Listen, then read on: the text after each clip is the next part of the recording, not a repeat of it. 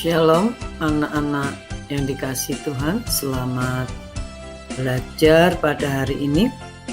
Anak-anak kelas 5 masuk pada bab 5, yaitu Allah penyelamatku. Ya, Allah penyelamatku. Ya. Tuhan adalah penyelamatku. Apakah arti selamat? Selamat adalah suatu keadaan seseorang dalam kondisi terhindar dari bencana atau bahaya yang mengancam. Jadi selamat itu adalah seseorang yang terhindar dari bencana atau bahaya yang mengancam. Sedangkan apakah arti penyelamat? Penyelamat adalah seseorang yang dapat meluputkan atau menghindarkan orang lain dari bahaya atau bencana. Jadi penyelamat adalah orang yang menyelamatkan orang lain. Anak dikasih Tuhan, ada dua macam keselamatan, yaitu yang pertama keselamatan jasmani.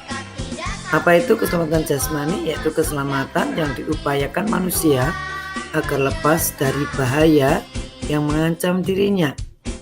Yang kedua adalah keselamatan rohani, yaitu keselamatan manusia dari hukuman dosa.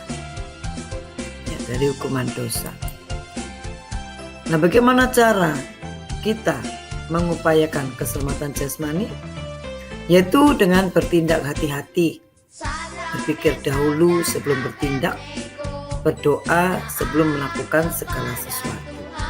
Jadi hati-hati anak-anak, kalau anak pengen selamat, ketika anak-anak melewati rambu-rambu lalu lintas, perhatikan bahwa kalau lampu merah tahu ya harus berhenti, jangan lurus saja ya, nanti akan terjadi kecelakaan.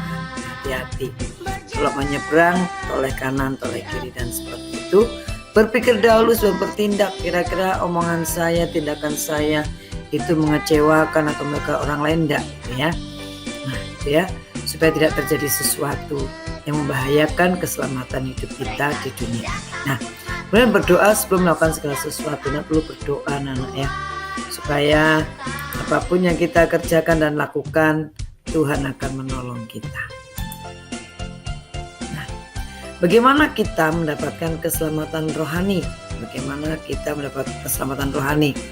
Keselamatan rohani adalah keselamatan yang berhubungan dengan kehidupan kita yang berdosa, ya, yaitu terlepas hukuman dari dosa. Ya, tidak ada seorang pun yang bisa menyelesaikan dosa dalam hidupnya. Sehingga keselamatan jasmani, keselamatan rohani hanya bisa kita peroleh ketika kita percaya kepada Tuhan Yesus yang sudah mati di kayu salib untuk kita, yang memberikan keselamatan bagi jiwa kita. Ketika Yesus disalib, itu adalah menebus dosa kita, ya, sehingga kita menjadi orang-orang yang terhindar dari hukuman dosa. Di dalam Roma pasal 5 bisa dijelaskan bahwa ketika Tuhan menyelamatkan kita ketika kita masih berdosa, kita terhindar dari hukuman. Nah, dalam Lukas 4:18-19 dan dinyatakan bagaimana ketika Yesus ada di dunia, yang memberikan kabar baik kepada orang miskin. Di sini tidak hanya miskin secara materi ya, tetapi mungkin miskin secara rohani ya. Kabar baik ketika kita miskin, kita merasa tidak mampu ya. Tuhan berikan kabar baik, kabar sukacita, supaya kita tetap mengalami damai sejahtera, memberi kebebasan kepada tawanan. Mungkin kita bukan ditawan oleh sesuatu yang jasmani yang kelihatan, bukan orang yang dipenjara, tapi tawanan iblis, ikatan dosa yang buat kita tidak bisa berbuat baik, membuat kita tidak bisa berbuat yang benar. Itu ikatan. Tuhan memberikan membebaskan dari ikatan. Yang ketiga adalah memberikan penglihatan kepada orang buta. Mungkin kita tidak buta secara jasmani, tapi rohani kita mungkin buta. Kita tidak bisa membedakan yang baik dan yang jahat. Ya, Tuhan akan memberikan penglihatan bagi kita. Tuhan akan menunjukkan terang bagi kita, sehingga kita dapat melihat yang benar dan membebaskan orang yang tertindas. Mungkin kita tertekan dengan satu keadaan atau situasi, maka Tuhan akan memberikan kita kebebasan ketika kita percaya kepada Tuhan. Nah, anak-anak dikasih Tuhan, kita mau mendengarkan sebuah cerita di mana Tuhan sanggup menyelamatkan orang percaya. Nah, kita mau mendengar kisah tentang Sadra, Mesa, dan Abednego. Siapakah Sadrak, Mesak dan Abednego? Adalah orang-orang pemuda Yerusalem yang ditawan ya di negeri Babel. Dan waktu itu Raja Nebukadnezar memerintah sebagai raja, dan pada suatu kali Raja Nebukadnezar membuat satu patung yang besar yang tinggi 27 meter atau 60 hasta dengan emas ya, patung emas, dan ada di daerah Dura. Dan raja memerintahkan saat bunyi sangkakala berbunyi, saat ditiup, maka semua rakyat harus menyembah pada patung emas itu. Tetapi Sadrak, Mesak dan Abednego tidak mau menyembah patung itu. Mereka tetap percaya bahwa Tuhan itu hidup. Ketika mendapatkan ancaman bahwa siapapun yang tidak menyembah patung, dia harus masuk ke dapur api. Tapi bagaimana Sadrak, Mesak dan Abednego mengatakan, kalau Tuhan menolong aku, Tuhan pasti dapat menolong aku ya. Tapi kalau enggak ya tetap tidak mau menyembah patung. Iman mereka sangat teguh dan kuat, sehingga mereka harus masuk ke dapur api karena raja sangat marah karena mereka tidak taat kepada perintah raja, dan mereka harus masuk ke dapur api. Tetapi anehnya adalah ketika di dapur api tadinya ada 3 tapi ada 4 orang. Itulah utusan Tuhan, malaikat Tuhan yang menyelamatkan Sadrak, Mesak, Abednego sehingga mereka tidak terbakar, tapi mereka tetap dalam keadaan baik.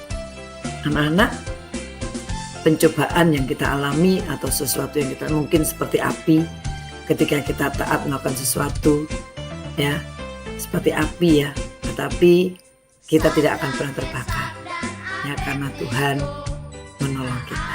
Di sini bukan api-api jasmani ya, kalau kita mungkin api pencobaan atau sesuatu yang kita hadapi ya, mungkin persoalan anak-anak punya musuh atau apapun ya, mungkin menganggap musuh, tapi biar kita tidak menganggap musuh, tapi kita menganggap mereka saudara.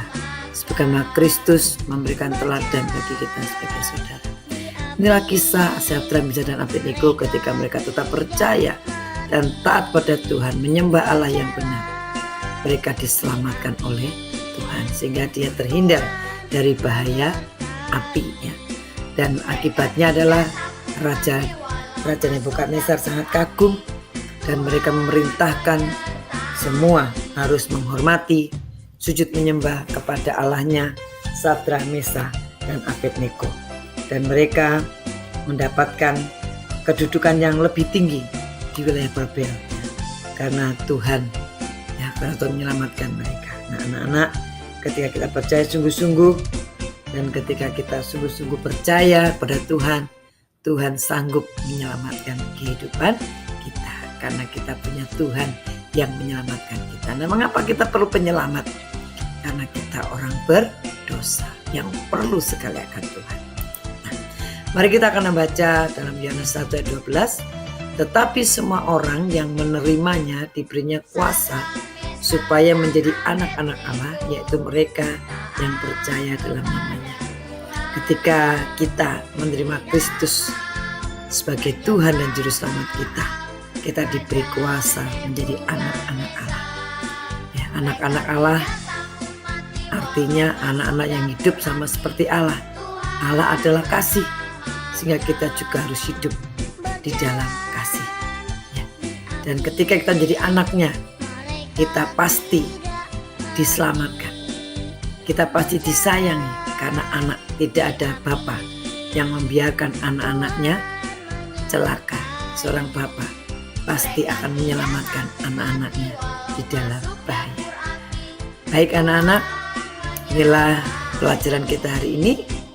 Selamat belajar. Terima kasih. Tuhan Yesus memberkati kalian semua. Shalom. Salam sehat.